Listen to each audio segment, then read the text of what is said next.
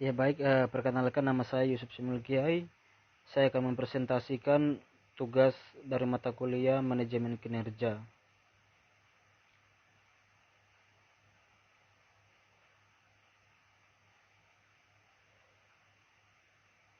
Yang pertama masuk pada tujuan dan sasaran,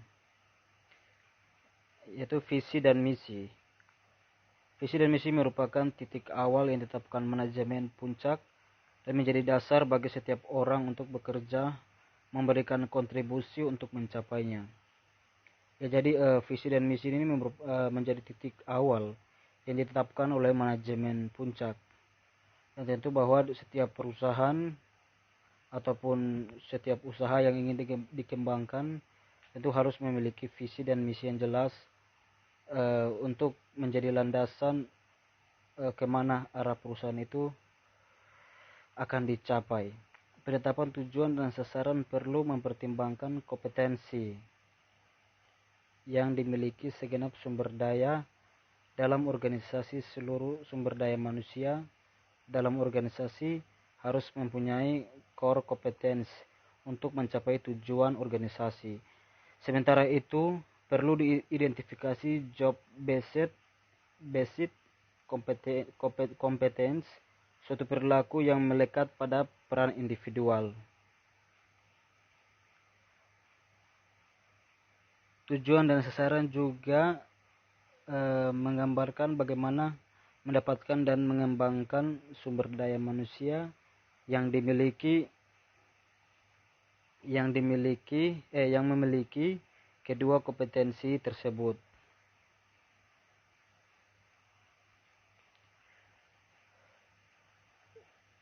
Menurut Lawson tahun 2005, titik 2 192 menekankan pentingnya memisahkan antara what the result and how the result are achieved, antara apa dan bagaimana hasil dicapai.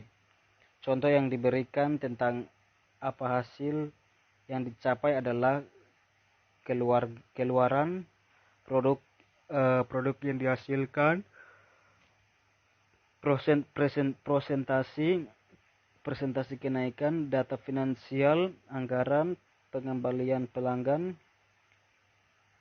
kuantitas diproduksi, batas waktu proyek diselesaikan dan waktu dihemat. Sedangkan bagaimana perilaku yang ditunjukkan dalam mencapai hasil. Diberikan contoh menghormati nilai-nilai dan visi organisasi, menghormati core and job based competence, sikap terhadap pekerjaan, pendekatan terhadap masalah, kebiasaan kerja, sifat pekerjaan, semangat kolaborasi, dan kepemimpinan. Kebanyakan perusahaan lebih tertarik pada hasil daripada bagaimana hasil tersebut dicapai.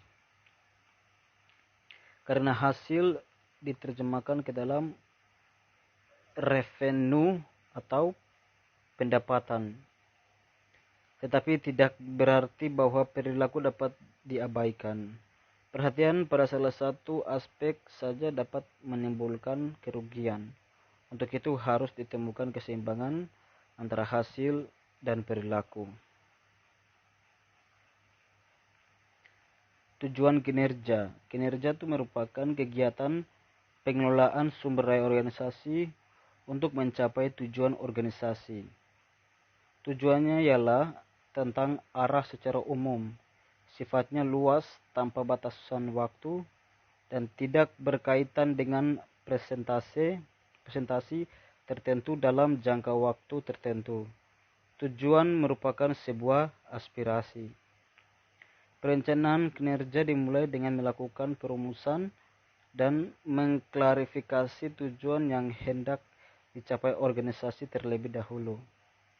Sesuai dengan jenjang organisasi yang dimiliki, selanjutnya tujuan yang sudah dirumuskan tersebut dirinci lebih lanjut menjadi tujuan kinerja merupakan kegiatan pengelolaan sumber daya organisasi untuk mencapai tujuan organisasi.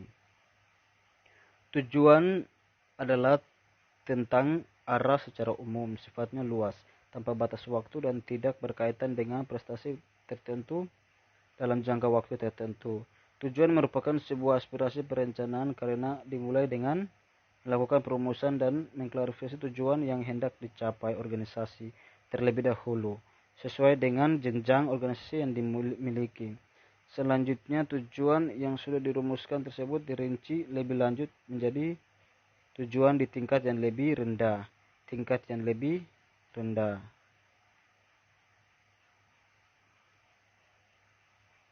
Di sini ada tujuan kinerja. Pada gambar ini adalah hubungan antara tingkatan organisasi. Yang pertama yaitu adalah company vision atau mission statement. Yang kedua itu long range company goals atau objective. Annual company goals atau objective, division goals atau objective, department goals atau objective, manager atau superior goals atau objective, individual contributor goals atau objective.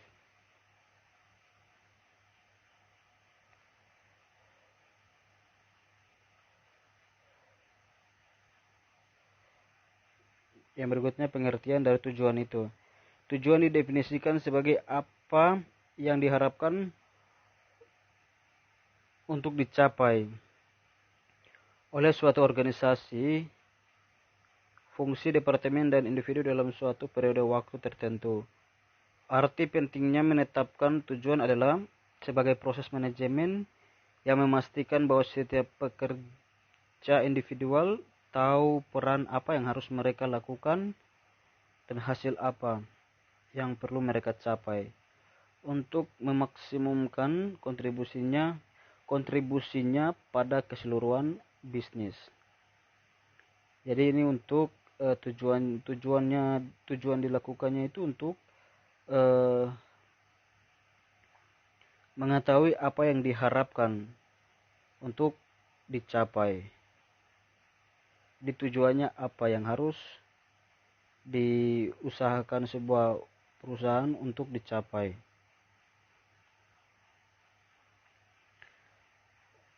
Pengertian tujuan itu dengan adanya tujuan memungkinkan pekerja mengetahui apa yang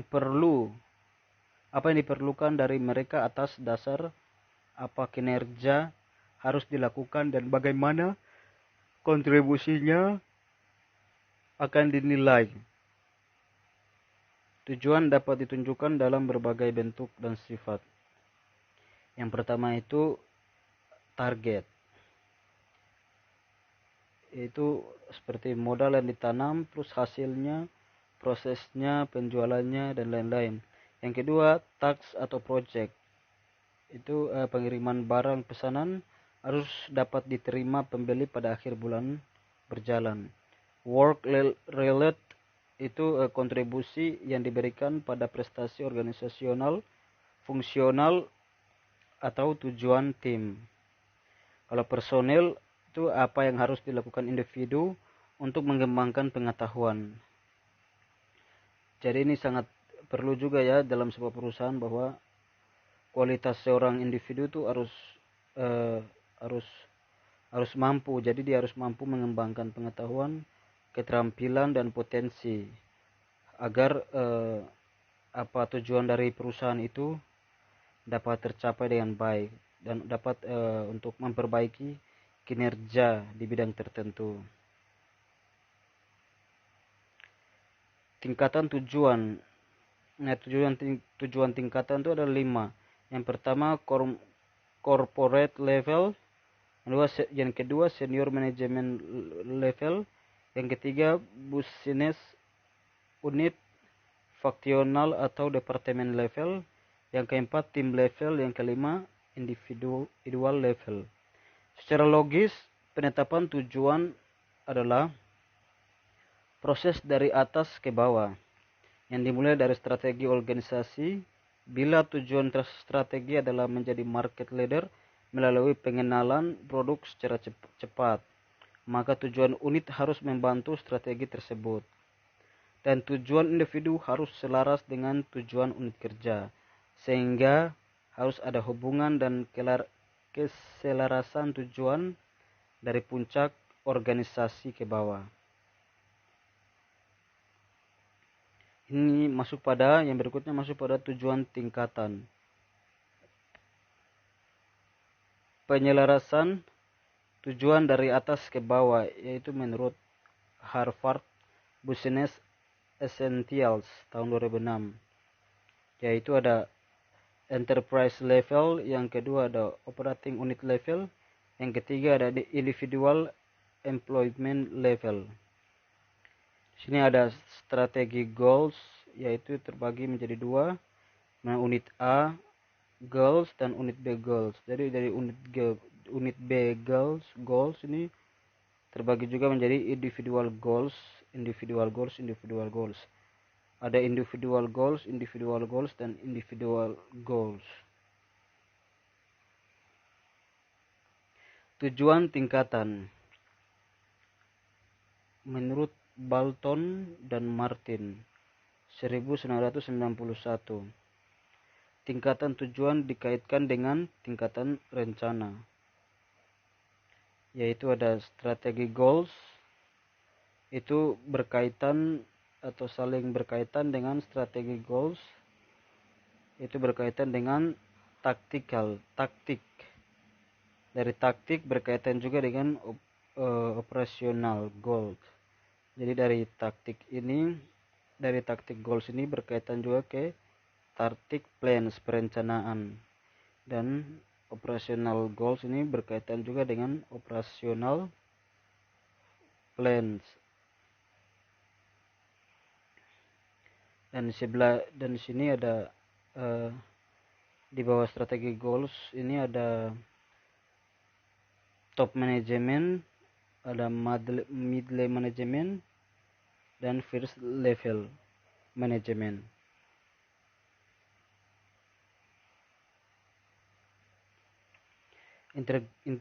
Integrasi tujuan. Integrasi dicapai dengan memastikan bahwa setiap orang peduli terhadap tujuan korporat dan fungsional, dan tujuan yang disepakati bagi mereka konsisten dengan tujuan tersebut dan memberikan kontribusi dengan cara tertentu pada prestasi mereka. Proses integrasi tujuan tidak hanya tentang mengalirnya tujuan ke bawah, tetapi juga mengalir ke atas, yang menunjukkan partisipasi dalam penetapan tujuan dan peluang bagi individu untuk memberi kontribusi dalam memformulasikan tujuannya sendiri, atau tim, fungsi, dan terutama tujuan organisasi. Mengalirnya arus informasi dari atas ke bawah dan sebaliknya dari bawah ke atas. Demikian presentasi dari saya. Jika ada kesalahan, mohon dimaafkan. Terima kasih.